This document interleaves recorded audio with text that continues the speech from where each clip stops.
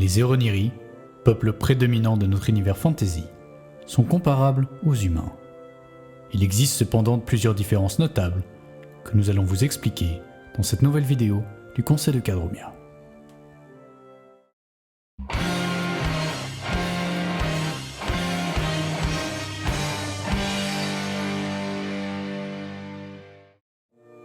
Si vous croisiez sur Terre un humain et un Eroniri, vous ne seriez pas capable de les différencier. En effet, les deux peuples présentent une physiologie similaire et une morphologie ressemblante, bien qu'en moyenne, les Eroniri soient plus grands et plus massifs que les humains. Les besoins en apport nutritionnel, lumière, chaleur et oxygène sont tout à fait similaires, de même que leurs horloges internes et donc leur cycle de sommeil.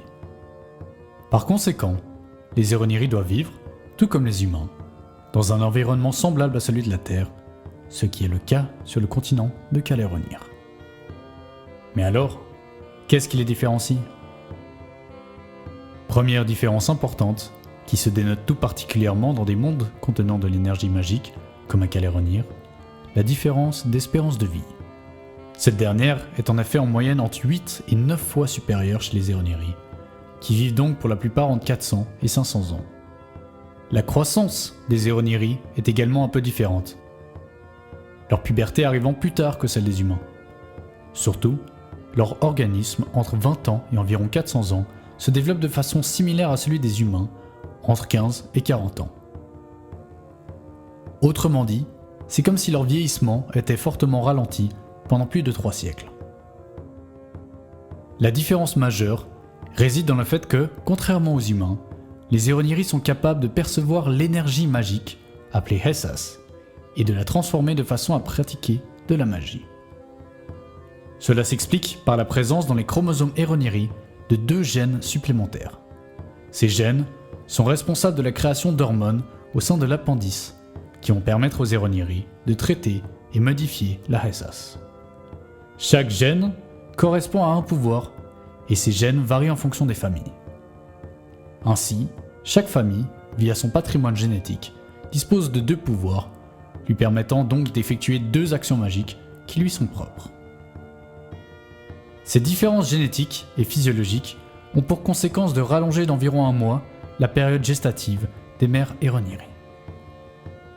Des gènes supplémentaires absents donc chez les humains, ce qui explique l'impossibilité pour eux d'accéder à la magie, même en présence de Hessas.